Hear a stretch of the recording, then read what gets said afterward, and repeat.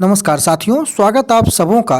आप बिहार एसटीईटी के कैंडिडेट हों या फिर बिहार टेट सी टेट उत्तीर्ण अभ्यर्थी हों, सातवें चरण के नियोजन में भाग लेने के वाले सारे अभ्यर्थियों के लिए यह वीडियो बेहद महत्वपूर्ण है। कौन कौन से डॉक्यूमेंट्स बनवाना आवश्यक है, सातवां चरण बदलाव के साथ होगा, ऑनलाइन होगा या ऑफलाइन होगा, डोमिसाइल लागू है एसटीईटी, सीटीईटी, बीटीईटी सभी अभ्यर्थियों पर। सातवें चरण में इस सभी मुद्दों पर हम लोग इस वीडियो में विस्तार से चर्चा करेंगे। डॉक्यूमेंट्स सबसे ज़्यादा आवश्यक होता है किसी भी बहाली की प्रक्रिया में या कोई भी कार्य अगर आप सरकारी कार्य कर रहे हैं तो डॉक्यूमेंट्स का महत्व बहुत अधिक होता है। छठे चरण के नियोजन में कई अभ्यर्थियों का चयन सिर्फ इस कारण से नहीं हो पाया क्योंकि उनके पास पर्याप्त डॉक्यूमेंट्स अवेलेबल नहीं थे। ऐसा नहीं है कि अभ्यर्थियों के पास डॉक्यूमेंट्स थे नहीं, बल्कि उस समयांतराल में वो डॉक्यूमेंट्स उन्होंने नहीं बनवाया था, इस कारण से उनका चयन नहीं हो पाया और अब ये कहीं ना कहीं उनके लिए बहुत भारी साबित हो रहा है। परंतु सातवें चरण के अभ्यर्थियों के लिए जो सातवें चरण के नियोजन की प्रक्रिया जो कि अप्रैल में मार्च अंतिम अप्रैल प्रथम में संभावित तिथि बताई जा रही है, उसमें भाग लेने वाले हैं, उसमें कौन कौन से डॉक्यूमेंट्स उन्हें आवश्यक है, इसी बिंदु पर आज हम लोग चर्चा करेंगे। तो बिना वक्त गंवाए वीडियो की शुरुआत हम लोग करते हैं सातवें चरण की प्रक्रिया में ऑनलाइन या ऑफलाइन बहाली से लेकर के। आपको पता है कि संजय कुमार शिक्षा विभाग के अपर मुख्य सचिव, इन्होंने लगातार ऑनलाइन और सेंट्रलाइज की बातें की हैं। अभी विभाग जो है ऑनलाइन प्रक्रिया में आगे बढ़ने को लेकर के पूरी तरीके से गतिशील है। उम्मीद यही है कि सातवें चरण में जो है वो बदलाव ऑनलाइन के रूप में देखने को मिलेगा। बहाली की प्रक्रिया ऑनलाइन रूप में आगे बढ़ेगी और ऑनलाइन रूप में होने से एक बेनिफिट यह भी है कि प्रक्रियाओं का लगातार जो नियोजन इकाइयों का रद्द होने वाला जो सिस्टम है, जो छठे चरण में आप लोग देख रहे होंगे, वो सिस्टम यहाँ पर नहीं होगा। ऑनलाइन में काफ़ी अधिक जो है समय का बचत होगा। रही बात डोमिसाइल को लेकर के, आपको पता है कि छठे चरण में डोमिसाइल लागू नहीं था। पूरे भारतवर्ष के अभ्यर्थी बिहार प्रदेश में अप्लाई कर सकते थे और नौकरी ले सकते थे। लगातार उच्च मेधा वाले अंक वाले अभ्यर्थी जो कि बिहार राज्य के बाहर के थे, उन्होंने भी बिहार में अभ्यर्थी बनकर नौकरी प्राप्त की है। परंतु सातवें चरण के शिक्षक नियोजन में डोमिसाइल लागू होगा और अभ्यर्थी जो बिहार राज्य के निवासी होंगे सिर्फ वही अप्लाई कर पाएंगे। तो आप भी अगर बिहार राज्य के निवासी हैं, अगर सातवें चरण के लिए आप योग्य हैं, सी टेट, बी टेट या फिर एस टेट के अभ्यर्थी हैं, तो आपके लिए यह वीडियो अंत तक देखना आवश्यक हो जाता है। अगर हम डॉक्यूमेंट्स की ओर चले तो सबसे पहले सातवें चरण शिक्षक नियोजन की प्रक्रिया में अगर आप भाग ले रहे हैं तो 10वीं का आपके पास मार्कशीट और ओरिजिनल सर्टिफिकेट होना बेहद आवश्यक है।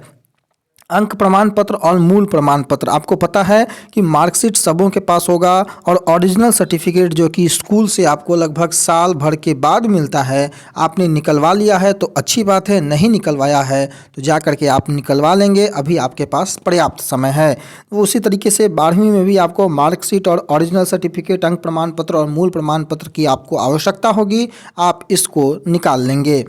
बीए, बीएससी और बीकॉम यानी कि ग्रेजुएशन में, स्नातक में आपका जो मार्कशीट होगा और जो ओरिजिनल मूल प्रमाण पत्र, ओरिजिनल जो सर्टिफिकेट होगा उसकी आवश्यकता होगी, आप इसको भी अपने पास रख लेंगे।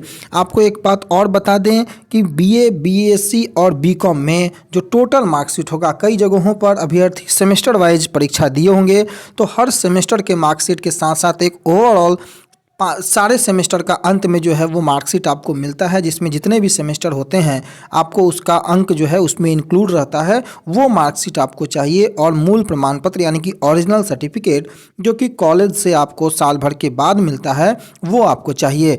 ये बीए, बीएससी, बीएड यानी कि ग्रेजुएशन में जो लोग भी बैठे हैं, अपीयर हुए हैं, पास किए हैं, उनके पास होना बेहद आवश्यक है। अगर हम अगले डॉक्यूमेंट्स की ओर बढ़ें तो अगला डॉक्यूमेंट्स आपका आता है प्रशिक्षण का, यानी कि बीएड अगर आपने किया है, अगर आप 9वीं, 10वीं, 11वीं, 12वीं तक के लिए स्टेट के लिए आप एप्लीकेबल हैं, 6 to 8 के लिए एप्लीकेबल हैं, योग्य हैं सातवें चरण के शिक्षक नियोजन में, तो आपका बीएड का जो अंक प्रमाण पत्र यानी कि मार्कशीट और मूल प्रमाण पत्र यानी कि जो ओरिजिनल सर्टिफिकेट है वो होना बेहद आवश्यक है। अगर आप 1 to 5 में हैं तो डीएलएड का अंक प्रमाण पत्र और जो ओरिजिनल सर्टिफिकेट है वो होना आपके पास नितांत आवश्यक है। अगर आपके पास नहीं है तो आप जा करके कॉलेज से निकाल लेंगे। कई अभ्यर्थियों का प्रश्न होता है कि वो कॉलेज से अभी नहीं निकाले हैं, तो आपके पास पर्याप्त समय है, आप जा करके ये सारे प्रमाण पत्रों का जो है आप इकट्ठा कर लेंगे, कॉलेज से जा करके मिल जाएगा।